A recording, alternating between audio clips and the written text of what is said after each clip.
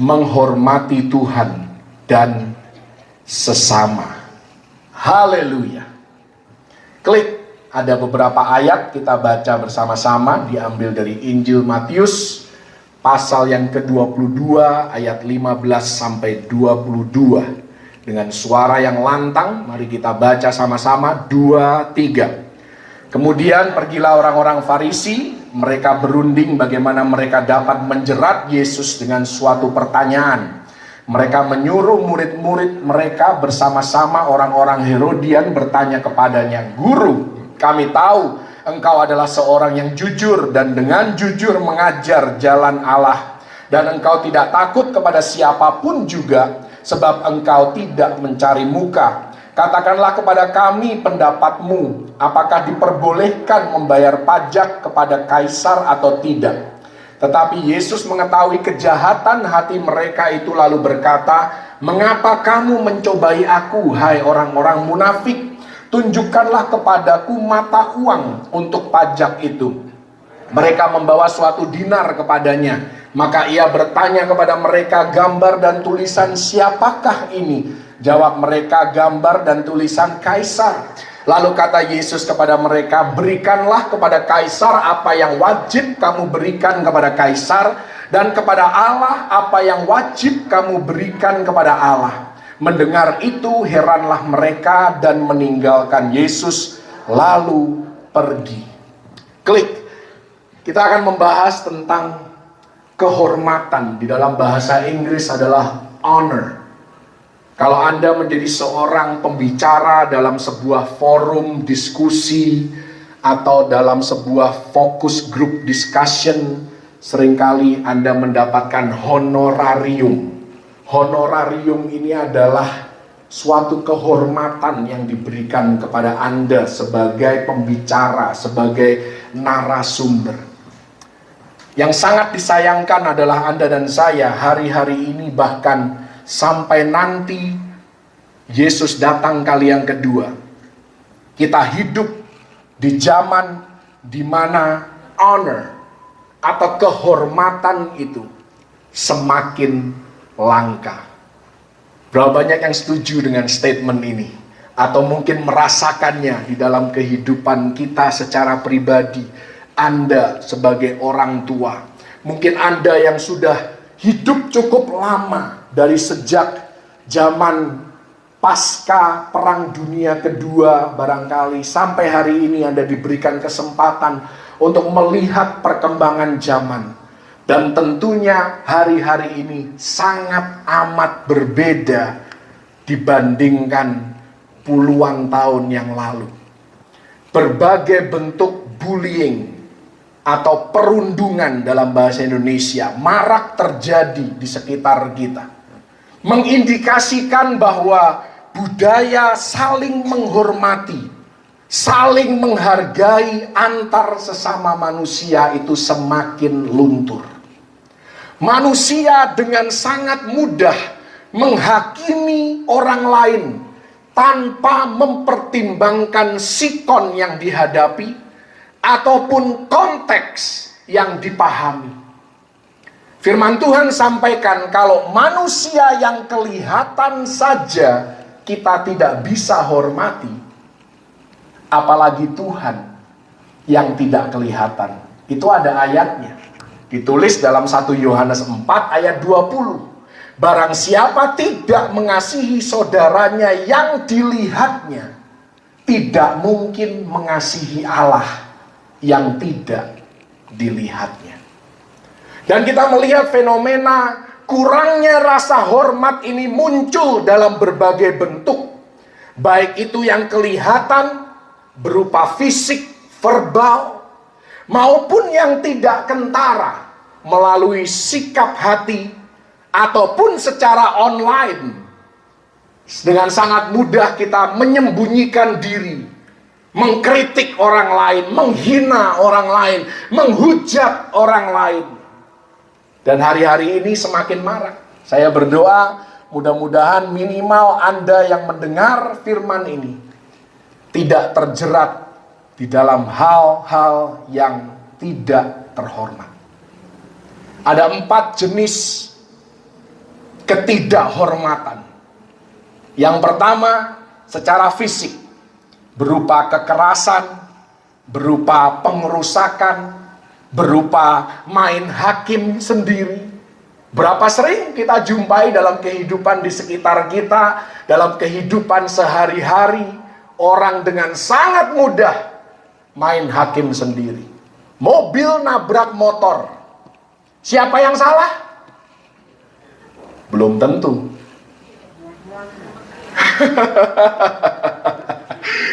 Kenapa mobil yang disalahkan? Karena kita terlalu mudah untuk menghakimi. Terlalu cepat menilai dan menyimpulkan segala sesuatu. Kita tidak tahu konteksnya. Kita tidak tahu kronologinya. Tapi kita cepat menyalahkan. Kita cepat mengambil kesimpulan. Secara verbal juga demikian. Berapa sering kita lakukan, bukan kita di sini ya, secara umum manusia saling body shaming. Anda tahu body shaming? Mempermalukan seseorang karena bentuk postur tubuhnya. Mungkin kegemukan, mungkin ada cacat.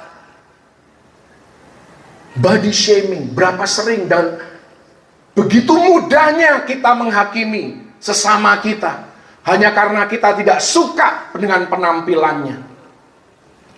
Anda tahu kata roasting? Ini sudah makin populer di Indonesia. Roasting itu dipakai untuk mencecar, mengkritik keras pejabat pemerintahan. Bahkan di televisi, di depan tontonan publik, mereka dikritik habis-habisan. Mereka dicecar dengan pertanyaan-pertanyaan yang sukar. Bahkan pertanyaan-pertanyaan yang sifatnya pribadi, sifatnya privat. Dan mereka dituntut harus menjawab di depan publik. Itu roasting, bukan hanya pejabat pemerintahan, tetapi orang-orang terhormat lainnya yang seharusnya kita hormati, justru kita roasting mereka. Kita jatuhkan reputasi mereka. Hujatan itu sudah hal yang lumrah hari-hari ini. Di mana-mana manusia mudah sekali saling menghujat. Apalagi sudah berkaitan dengan sara, suku, agama, ras, antar golongan. Wow, ini gampang sekali meledak, meletup. Hal-hal yang mungkin kecil awalnya, sepele, bisa jadi isu yang besar. Melalui intimidasi. Itu verbal bullying. Kalau Anda suka mengintimidasi orang, biar kelihatan benar duluan, biar kelihatan menang duluan, Anda langsung ngegas di depan.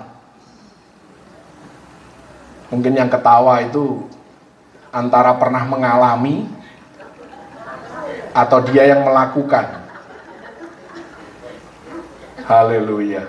Saya berdoa sama Tuhan supaya firman Tuhan yang saya sampaikan pagi menjelang siang hari ini tidak terdengar jahat, tidak terdengar ketus. Makanya saya berusaha tersenyum sekalipun menyampaikan pengajaran yang keras. Ada juga yang perundungan bersifat sosial, gosip, menyebar rumor yang belum tentu benar, mengucilkan seseorang hanya karena kita tidak suka dengan kepribadiannya, tidak suka dengan gaya hidupnya. Ini yang tadi saya katakan. Yang keempat adalah bullying secara cyber. Ini tersembunyi. Tapi kalau Anda lihat di komentar-komentar di medsos, ketika ada isu yang kontroversial, wow, sangat mudah. Karena tersembunyi, identitasnya juga bisa dibuat, direkayasa. Sehingga mereka dengan berani mencemarkan nama baik, melakukan kampanye hitam. Ada yang namanya cancel culture. Saya pernah khotbahkan tentang budaya meng-cancel seseorang, seorang influencer, ataupun mungkin tontonan, kalau nggak salah kan akhir-akhir ini ada itu, saya nggak tahu, film Korea, film bioskop Korea yang cukup populer di cancel oleh masyarakat karena produsernya salah ngomong. Jadi itu teater-teater itu yang memutar film ini kosong, nggak ada yang mau nonton, tanpa mau mengerti konteks pembicaraannya, pembahasannya. Berapa sering sekarang kita mendengar isu boykot. Waktu itu ada yang mau diboykot, boykot sari roti, ya kan? Boykot ini, boykot Starbucks, boykot McDonald. Sangat mudah orang melakukan hal-hal ini, saudara. Ketahuilah bahwa hal-hal ini bukanlah hal-hal yang terhormat untuk dilakukan. Tuhan mau Anda dan saya sebagai orang-orang benar menjadi ternama, terpuji, dan terhormat. Tapi seringkali kita melakukan hal-hal yang tidak terhormat. Bagaimana kita bisa menjadi orang yang terhormat kalau kelakuan kita, ucapan kita tidak terhormat? Banyak hal dilakukan hari-hari ini yang dulu sifatnya tabu. Dulu kalau saya jawabin orang tua, rotan yang bergerak, saudara. Keluar dari rumah, diusir. Saya berapa kali diusir dari rumah. Saya yang salah, ditegur orang tua, saya melawan. Hari ini anak yang salah, orang tua menegur, anak melawan, orang tua ambil tindakan, Komnas HAM yang turun. Orang tuanya yang salah. Mana berani dulu Anda disuruh orang tua, Anda ngeyel, Anda gebrak pintu. Oh, berani. Apalagi orang Batak. Mirip sama orang Chinese. Mohon maaf, saya tidak rasis. Itu kenyataan hidup. Hari-hari ini kita orang tua dituntut panjang sabar demi kesehatan mental anak kita. Katanya begitu kan? Anak zaman sekarang mudah stres, mudah menyimpan dendam, menyimpan kebencian, rapuh.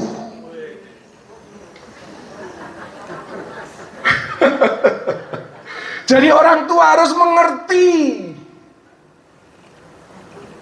Bayangkan Anda punya bos baru di kantor.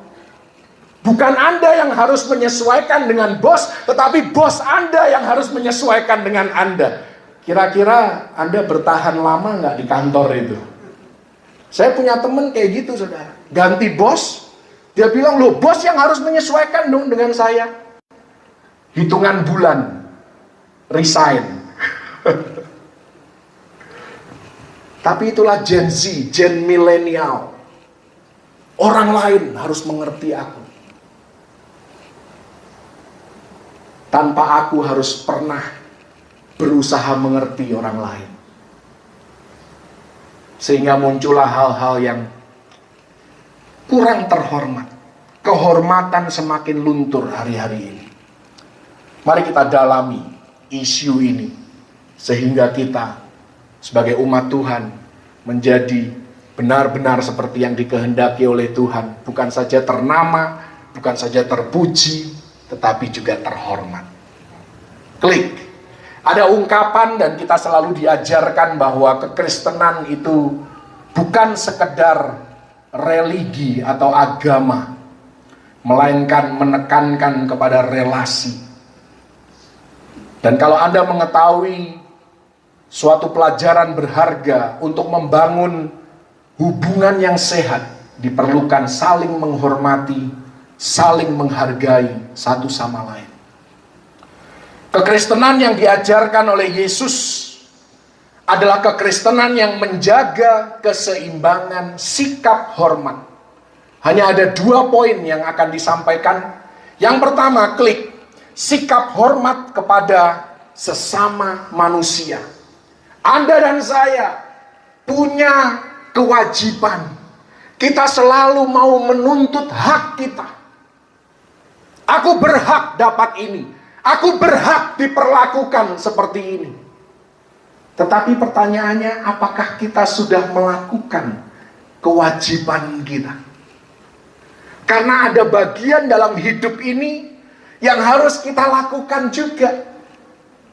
Bukan hanya orang lain kepada kita, tetapi kita juga terhadap orang lain. Tidak ada manusia yang dapat hidup sendiri. Semuanya saling membutuhkan satu dengan yang lain. Karena itu, kepada sesama manusia kita perlu memberikan sikap hormat. Kepada siapa saja, ini tentunya daftar yang tidak lengkap. Ya, banyak hal lain yang bisa disampaikan, tetapi dengan waktu yang terbatas, mari kita belajar apa yang kita bisa belajar. Klik. Bentuk hormat kita dapat tujukan kepada satu, pemerintah. Pemerintah itu sesama manusia loh. Dan banyak perintah di Alkitab. Ini salah satunya, salah duanya. Roma 13 ayat 1 sampai 4. Kita harus tunduk kepada pemerintah, karena pemerintah adalah ketetapan Allah. Jadilah warga negara yang baik. Dan di ayat yang ke-7 dari Roma 13 dikatakan, berikanlah hormat kepada yang layak dihormati. Barangkali kita tidak bisa menghormati pribadinya. Banyak hal yang diucapkan kita tidak sepakat. Banyak kelakuannya yang tidak terhormat barangkali. Tetapi saya mau katakan, kalau Anda tidak bisa menghormati pribadinya, minimal Anda harus menghormati jabatannya. Itu perintah firman Tuhan. 1 Timotius 2 ayat 1 dan 2. Bahkan kita harus mendoakan para pembesar, termasuk pemerintah di dalamnya, raja-raja, bersyafaat untuk semua orang. Dan salah satu cara menghormati pemerintah adalah dengan hidup sebagai warga negara yang baik. Anda lihat Yesus, Anda lihat Daniel, orang-orang yang berpengaruh di pemerintahan pada zaman mereka. Mereka tidak mencoba untuk merubah budayanya. Mereka hanya menghidupi kehidupannya sehari-hari sebagai warga negara yang baik. Dan dengan cara itu mereka menjadi teladan, tanpa harus memaksakan kehendak mereka. Paulus tidak pernah Paulus berusaha mengubah, mentransformasi pemerintahan Romawi. Tidak. Dia hanya menghidupi kehidupannya sebagai warga negara yang baik. Demikian juga Anda dan saya. Sudahlah, tidak perlu cita-citanya terlalu tinggi. Oh, semua pemerintahan takut akan Tuhan. Pejabat pemerintahannya kenal yang namanya Yesus. Gak usah terlalu tinggi cita-citanya. Hidupi saja kehidupan kita sebagai warga negara yang baik. Bayar pajak, ikut pemilu, ikut pilkada. Oh, itu warga negara yang baik. Jadi kalau selama ini Anda golput, Anda pikir kisera-sera, apapun yang terjadi, terjadilah. Mohon maaf. Kelihatannya argumen Anda benar, tapi Anda bukan warga negara yang baik. Anda tidak menjadi contoh yang baik. Anda sedang melakukan sesuatu yang tidak terhormat. Mematuhi rambu-rambu lalu lintas, oh sepele. Tapi itulah bentuk penghormatan kita kepada pemerintah. Sudahkah kita lakukan? Oh tentu, hanya dengan melanggar lalu lintas kemudian Anda masuk neraka. Tidak demikian. Saya tidak sedang ngomong surga dan neraka, karena itu urusan keselamatan. Tetapi bukankah Efesus 2 ayat 10 berkata bahwa Anda dan saya diciptakan untuk pekerjaan yang baik? Kok diem semua? Tadi amin, haleluya. Dimulai dari hal yang sepele, hal yang kecil. Yang kedua, nggak usah tanya lagi. Sikap hormat kita berikan kepada orang tua.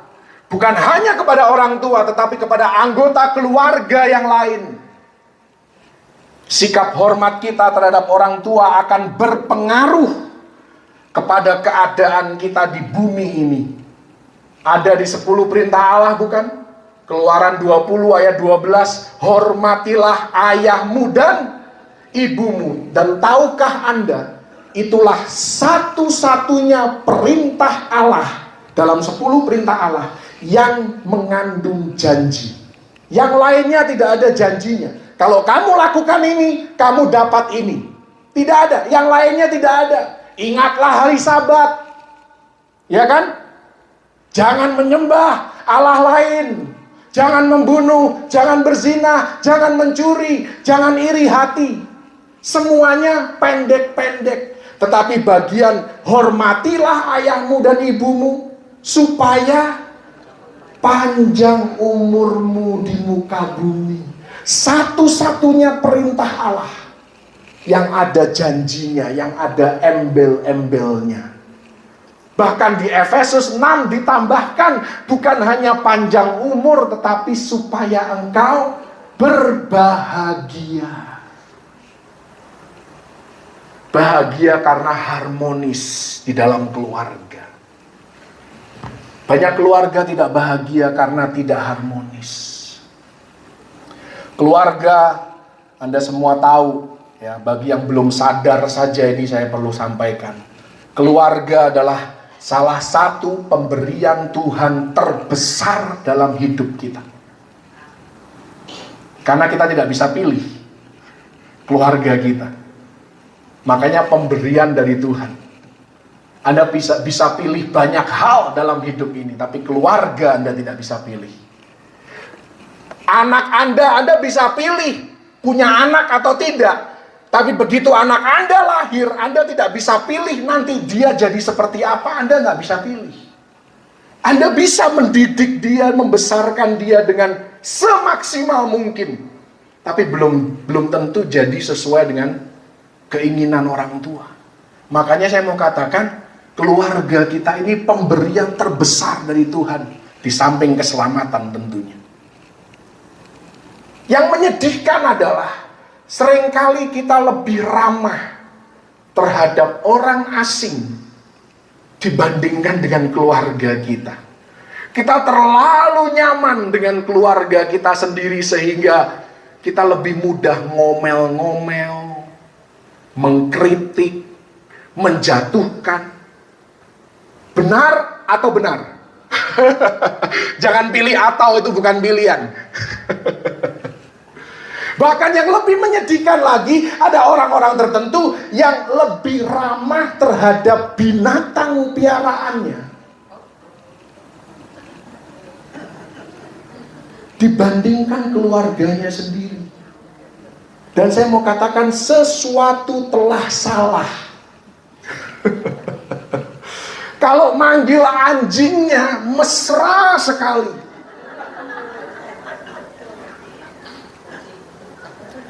Begitu mamanya ngajak ngomong, apa lo?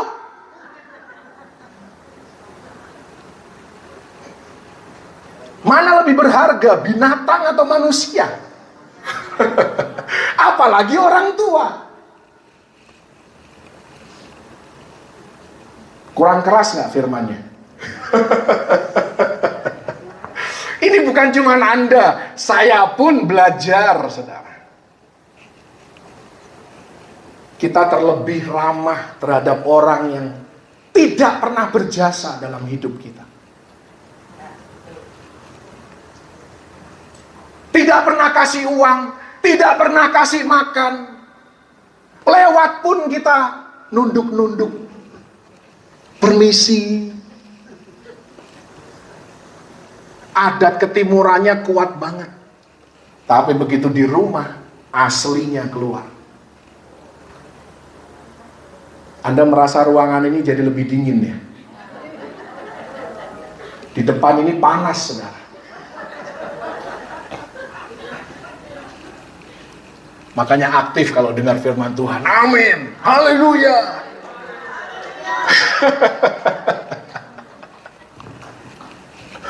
Yang ketiga, pemimpin.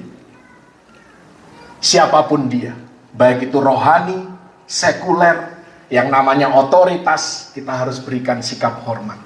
Orang-orang yang memberikan pimpinan, ajaran, arahan, baik dalam organisasi yang rohani maupun yang sekuler, semuanya layak untuk dihormati. Ini ayatnya sudah banyak, saudara. Bahkan kalau Anda baca dalam 1 Petrus 2 ayat 18, mereka pemimpin yang tidak layak dihormati pun Anda tetap harus hormati. Pemimpin yang bengis, pemimpin yang kejam, hormati. Haleluya. Dan bagi para pemimpin, kita juga perlu belajar bahwa kehormatan sejati itu bukanlah sesuatu yang otomatis, melainkan harus diupayakan. Makanya kita pun kalau ingin dihormati, kita harus belajar untuk bertindak yang terhormat. Haleluya. Dan catatan bagi yang dipimpin, hargailah orang-orang yang dipercayakan Tuhan untuk menjadi pemimpin dalam hidup kita, sekalipun mereka tidak sempurna. Tidak ada pemimpin yang sempurna. Nanti kita akan lihat contohnya di Alkitab. Banyak. Roma 12 ayat 10, di sana dikatakan, hendaklah kamu saling mengasihi sebagai saudara dan saling mendahului dalam memberi hormat. Dan menghormati orang lain bukan berarti kita harus setuju, kita harus sepakat selalu dengan dia, tidak. Tapi terkadang kita sepakat untuk tidak sepakat. Dalam kondisi seperti itu pun tidak ada titik temu, kita tetap harus menghormati pemimpin. Amin. Haleluya. Klik yang kedua, bukan saja kepada sesama manusia, tentu kepada Allah, kepada Tuhan, kita juga harus menunjukkan sikap hormat dengan memberikan segala kemuliaan.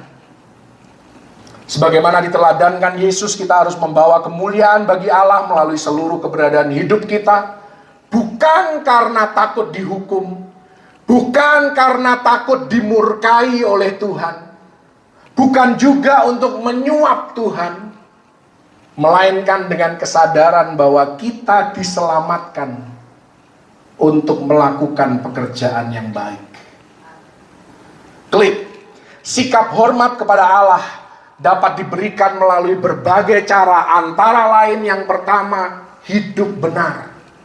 Sesuai Mika 6 ayat 8, kita harus bersikap adil, mencintai kesetiaan, dan hidup rendah hati.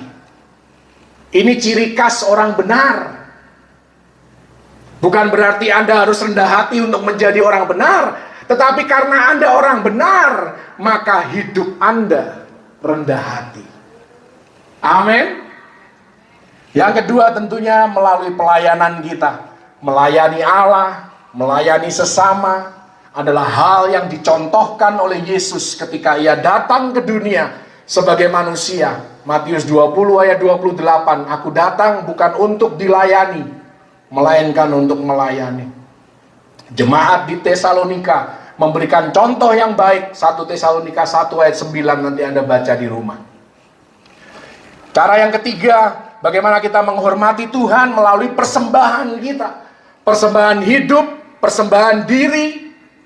Dalam Roma 12 ayat 1 dan 2. Juga persembahan secara harta keuangan, finansial kita. memberi dengan kerelaan sesuai dengan 2 Korintus 9 ayat 7. Siapa memberi banyak, maka dia akan menuai banyak. Haleluya. Mari kita lihat beberapa contoh supaya lebih mengena firman Tuhan ini ya. Klik contoh yang pertama. Anda semua sudah tahu ini contoh-contoh di Alkitab. Ini bukan contoh-contoh yang baru ya bagi Anda yang akrab dengan firman Tuhan. Kalau Anda membaca dalam Matius 13 ayat 54 sampai 57, di sana ada satu kisah di mana Yesus ditolak di kampung halaman mamanya, Nazaret. Dan karena dia ditolak di sana, dia tidak bisa berbuat banyak. Tidak banyak yang mengalami mujizat. Tidak banyak kesembuhan.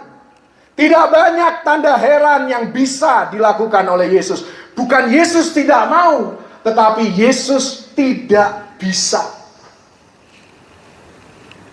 Pelajarannya apa bagi Anda dan saya?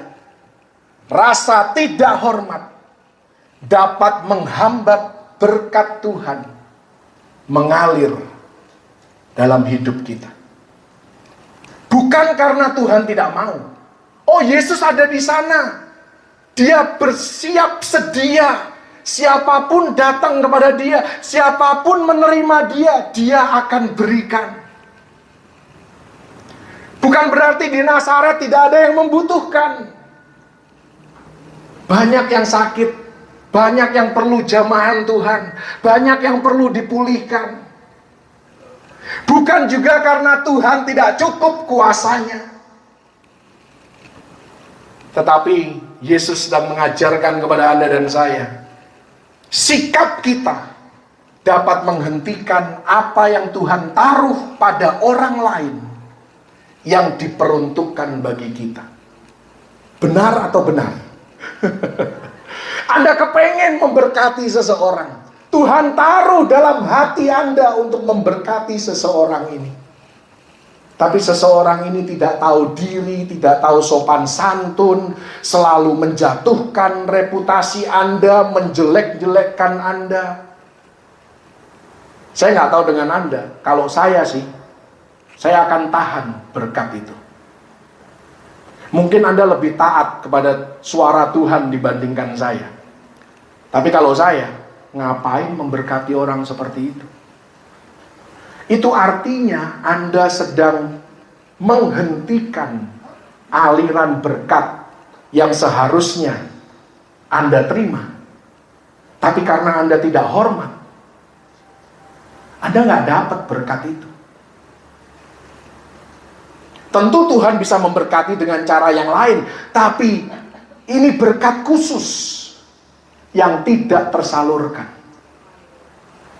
Sebagai ilustrasinya, klik ada satu gambar yang saya dapatkan dari internet. Ini menarik, saudara. Gambar yang sebelah kiri, tolong fokus.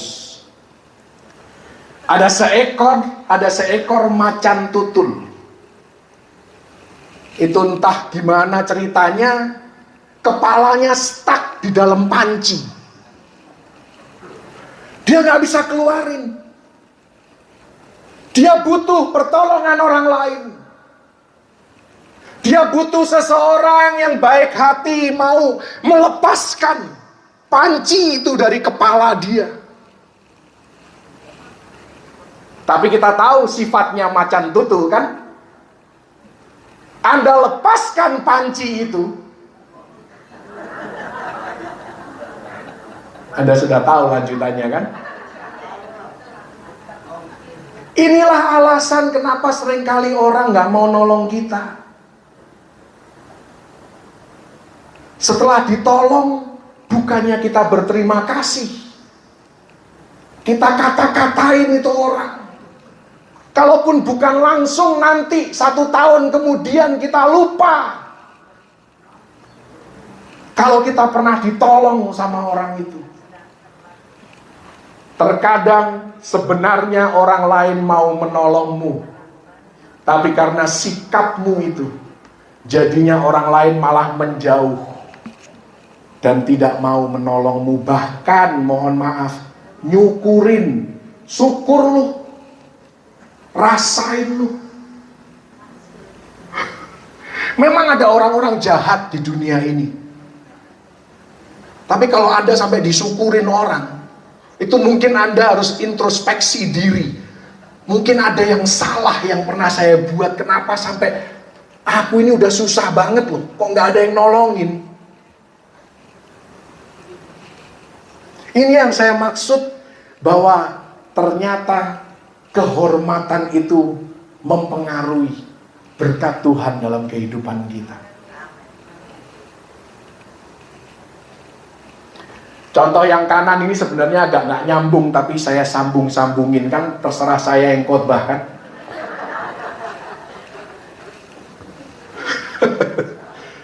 Bedakan kiri dan kanan. Yang kanan ini seorang supir taksi di Jepang. Dia bawa tamu, tamunya nggak bisa ngomong Jepang, jadi ada keterbatasan komunikasi. Ya, Bang Dapot sudah pernah hidup di Jepang, mungkin bisa mengkonfirmasi kesaksian ini ya. Ini saya dapat dari Facebook, entah benar atau tidak, mudah-mudahan sih benar. Katanya sih ada yang bilang memang benar demikian budaya di Jepang. Dia bukakan pintu buat tamu itu. Tamunya duduk dengan tenang, dia tunjukkan mau kemana, ditunjukkan ke sopir taksinya. Dia bawalah sopir taksinya ini.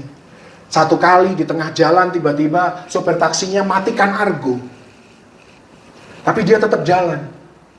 Jalan. Pada satu titik tertentu dia nyalakan lagi argonya. Tapi karena keterbatasan bahasa, dia nggak berani nanya, percuma juga nanya, nggak saling mengerti kan. Sampai di tujuannya, orang ini turun, ada yang bukakan pintu, mungkin di gedung perkantoran. Dia tanya sama yang bukakan pintu, ini orang, tadi di tengah jalan berhenti, aku mau tahu kenapa. Anda tahu kenapa? Dia matikan argonya. Karena dia nyasar. Dia salah jalan. Pada waktu dia menyadari bahwa dia salah jalan, dia matikan argonya. Waktu dia kembali ke jalur yang benar, dia nyalakan lagi argonya. Tujuannya apa? Supaya tamunya ini, sekalipun dia tidak paham, dia tidak perlu bayar lebih. Karena kesalahan sopirnya. Bandingkan dengan sopir taksi di Indonesia. Makin Anda tidak mengerti, makin senang dia. Makanya nggak maju-maju itu negara. Mohon maaf. Di Jepang, dia menyadari kesalahan dia. Dia tidak mau merugikan customernya. Dia matiin dulu argonya. Anda dari bandara, Anda nggak tahu nih, Pak, ini teman saya nih saudara, saya mau ke Mercure. Sudah ditunjukin alamatnya. Mercure itu ada 2 minimal, ya kan? Ada yang di dekat Mangga 2, ada satu lagi yang di kota. Maksud dia mau pergi Mercure yang di kota. Karena dia nggak tahu jalan, orang luar kota, dibawanya kemana kira-kira? Mangga 2. Itulah bedanya Indonesia dan Jepang. Inilah yang namanya integritas. Kalau Anda ketemu sopir taksi seperti ini, kira-kira Anda kepingin memberkati dia nggak? Oh, sangat. Di sini rupanya sambungannya tadi, saya pikir nggak nyambung ilustrasinya. Bisa nyambung waktu mulai khotbah. Dengan orang seperti ini, yang tadi dia nyasar, dia salah jalan, udahlah ambil aja lah lebihnya. Anda akan dengan senang hati memberkati sopir taksi ini. Daripada yang ngerjain Anda. Benar nggak? Jadi sikap kita sangat mempengaruhi berkat Tuhan di dalam kehidupan kita. Yang Tuhan mau lakukan melalui orang lain. Jadi penting nggak sikap hormat itu? Sangat penting. Kepada siapa kita hormat, dari sana kita bisa menerima berkat. Ada ayatnya nggak? Ada. Matius 10 ayat 41. Barang siapa menyambut seorang nabi sebagai nabi, ia akan menerima upah nabi. Barang siapa menyambut seorang benar sebagai orang benar, ia akan menerima upah orang benar. Jadi kalau Anda tidak hormat kepada seseorang, jangan harap orang itu bisa memberkati Anda. Kalau Anda masih mengharap orang itu memberkati Anda, mohon maaf, Anda maruk. Anda tidak tahu diri. Itu pelajarannya. Klik. Saya harus cepat, 2 contoh lagi. Kita tahu contoh ini. Bilangan 12. Ada Miriam, ada Harun. Yang namanya Yokebed ini Anda harus belajar. Seorang ibu yang luar biasa. Dalam keluarganya ada 3 anak. Anaknya yang satu adalah nabi pertama di Israel. Anak yang berikutnya WL pertama di Israel, Miriam. Yang ketiga, imam pertama di Israel, namanya Harun. Anda harus belajar. Mungkin ada sebuah budaya yang dia bangun sehingga menghasilkan anak-anak yang luar biasa. Sekalipun mereka luar biasa, bukan berarti tidak ada masalah. Kita tahu pemberontakan Miriam dan Harun terhadap kepemimpinan Musa. Nanti Anda bacalah kisahnya dalam Bilangan 12. Saya tidak punya waktu. Anda mungkin juga sudah tahu ceritanya. Bagaimana mereka mengkritik Musa, bagaimana mereka berkata bahwa Tuhan kan gak hanya ngomong lewat Musa. Tuhan sendiri yang muncul, tampil. Dia ngomong, engkau tahu gak siapa Musa? Aku berkata-kata dengan dia tatap muka, kata Tuhan. Ini Tuhan sendiri loh yang membela. Makanya hati-hati Anda menentang pemimpin. Yang turun tangan Tuhan sendiri. Hati-hati saudara. Pelajarannya ini baik dari sisi pimpinannya maupun dari sisi pengikutnya. Pelajarannya adalah apapun yang pemimpin lakukan, tidak semua akan dipuaskan, tidak semua dan seterusnya akan diingat ataupun dihargai. Musa ini kurang apa? Semua dia lakukan bagi bangsa Israel. Tetap aja. Jadi Anda yang seorang pemimpin, orang tua mungkin di rumah, Anda merasa tidak dihargai, Anda merasa tidak diingat kebaikan Anda, tidak perlu baper. Ada contohnya di Alkitab. Datang saja sama Tuhan. Curhat saja sama Tuhan. Nanti Tuhan yang bertindak. Yang kedua, pelajarannya adalah pertimbangkan beban yang harus ditanggung oleh para pimpinan. Beban fisik, beban mental. Tetapi tetap dituntut bersikap baik. Musa sekalipun dikritik habis-habisan, ya Miriam dan Harun memberontak kepada dia, dia tetap mendoakan mereka. Ini bahaya sekali saudara. Anda mengkritik seseorang, Anda membenci seseorang yang mendoakan Anda. Wow.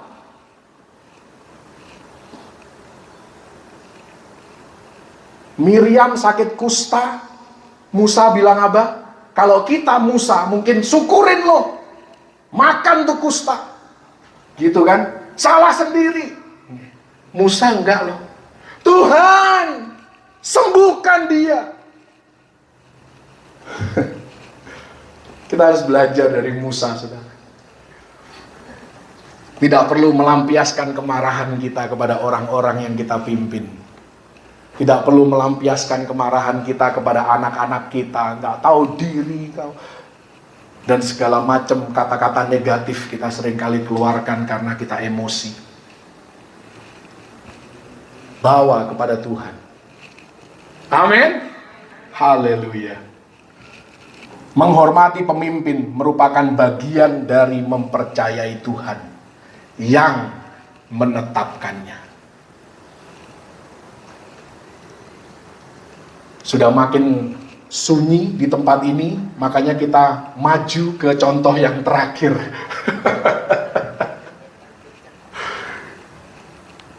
Belum. Ya, contoh yang terakhir ini Nuh.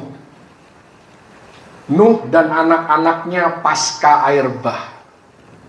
Ini sebenarnya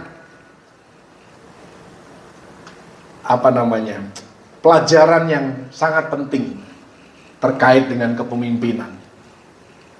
Kita tahu setelah air bah surut, mereka keluar dari bahtera. Nuh mabuk karena anggur, kebanyakan minum anggur. Mungkin dia stres, sekian puluh hari tinggal bersama binatang, ya kan? Tidak melihat daratan, cuma lihat air, membayangkan kebinasaan dunia. Mungkin hatinya tertekan, mungkin dia mengalami gangguan mental, sehingga dia keluar dari bahtera, dia mabuk. Terhormat nggak mabuk itu? Tidak terhormat, sangat tidak terhormat, terutama bagi seorang pemimpin.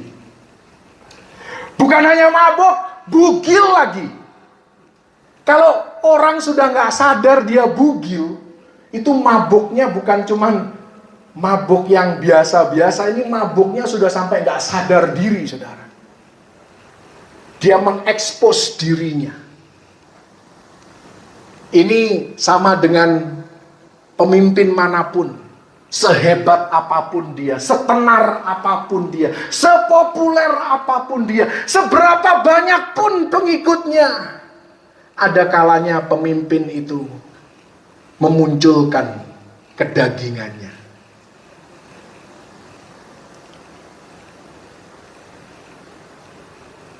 Bagian Anda dan saya, seringkali ada orang-orang yang kalau ada pendeta besar jatuh, wah, cepat sekali menyebarkan beritanya. Seolah-olah senang banget kalau ada pendeta besar jatuh. Bagian Anda dan saya adalah minimal tidak menyebarluaskan berita itu. Yang lebih parah lagi, menjadikan bahan olok-olokan. Pemimpin mau sekudus apapun dia, sesuci apapun dia, masih manusia. Punya kedagingan yang sesekali akan muncul. Mungkin dia lagi emosi, mungkin dia lagi capek, dia salah ngomong, salah bertindak, itu manusiawi. Tapi bukan berarti Tuhan tidak lagi berkenan atas hidupnya. Perkataannya tetap perkataan yang penuh dengan kuasa. Nuh dipercayakan oleh Tuhan menjadi pelopor umat manusia zaman baru. Di mulutnya ada perkataan berkat ataupun kutuk, terserah dia. Dan ini pelajaran yang penting. Poin yang kedua, sikap kita terhadap kepemimpinan cenderung menular kepada generasi berikutnya. Kalau Anda sebagai orang tua tidak menghormati otoritas, saya berdoa tidak sih, berhenti di Anda aja cukup. Tapi kenyataannya enggak. Anak-anak Anda cenderung akan meremehkan otoritas. Karena itu, kita sebagai orang tua punya tanggung jawab yang besar. Yang tidak taat namanya HAM. Benar? Dia umbar kelemahan dari papanya. Yang kena siapa? Bukan HAM yang dikutuk. Kanaan. Terkutuklah Kanaan. Sehingga Kanaan sampai hari ini menghasilkan bangsa-bangsa yang selalu berseteru dengan rencana Allah. Mau Anda punya anak-anak yang selalu berseberangan dengan kehendak Tuhan? Yang mau, nggak usah angkat tangan. Saya pikir kalau ada orang tua yang normal, Anda nggak mau punya anak-anak yang hidup di luar kehendak Tuhan. Tapi mereka perlu role model yang baik. Anda bisa menghambat loh berkat buat anak-anak Anda sebagai orang tua. Makanya kita harus hati-hati, saudara. Isu kehormatan adalah soal kualitas diri kita sendiri, bukan soal sifat atau perilaku orang lain. Dia sih yang membuat aku emosi. Oh, bukan salah dia. Anda yang memilih untuk emosi. Anda menghormati seseorang atau tidak menghormati seseorang tidak ada kaitannya dengan sifat dan perilaku orang lain. Itu berbicara tentang standar hidup Anda sendiri, kualitas hidup Anda sendiri. Kalau Anda menghormati orang yang menghormati Anda, itu normal, kata firman Tuhan. Orang dunia pun, orang yang tidak percaya pun melakukan hal yang sama. Tapi Anda bisa tetap berperilaku terhormat terhadap orang-orang yang tidak menghargai Anda. Kalau saya punya 10 jempol, saya acungi 10 jempol. Jadi lebih ke kualitas kita sendiri. Orang lain ngomelin kita, kita ikut ngomelin dia. Ya sama aja, kita satu level sama dia masih. Anda diomelin, Anda doakan dia. Wow, level Anda berbeda. Anda punya kualitas yang lebih tinggi dari orang itu. Haleluya. Klik yang terakhir. Ini masukan nasihat bagi Anda dan saya. Kehendak Tuhan bagi Anda dan saya. 2 Timotius 2 ayat 20 dan 21. Dalam rumah yang besar bukan hanya terdapat perabot dari emas dan perak, melainkan juga dari kayu dan tanah. Yang pertama dipakai untuk maksud yang mulia, dan yang terakhir untuk maksud yang kurang mulia. Jika seorang menyucikan dirinya dari hal-hal yang jahat, ia akan menjadi perabot rumah untuk maksud yang mulia. Dalam bahasa Inggris dikatakan vessel of honor, bejana kehormatan. Ia dikuduskan, ia dipandang layak untuk dipakai tuannya, dan disediakan untuk setiap pekerjaan yang mulia. Makanya gambarnya vessel of honor. Be a vessel of honor. Jadilah bejana kehormatan yang dipakai untuk mendatangkan kemuliaan bagi Yesus Kristus. Klik. Karena itu doa saya bagi kita semua, mari kita terus menghormati Tuhan dan sesama manusia. Jadilah bejana untuk maksud yang mulia, a vessel of honor bagi kemuliaan Kristus. Tuhan Yesus memberkati. Haleluya.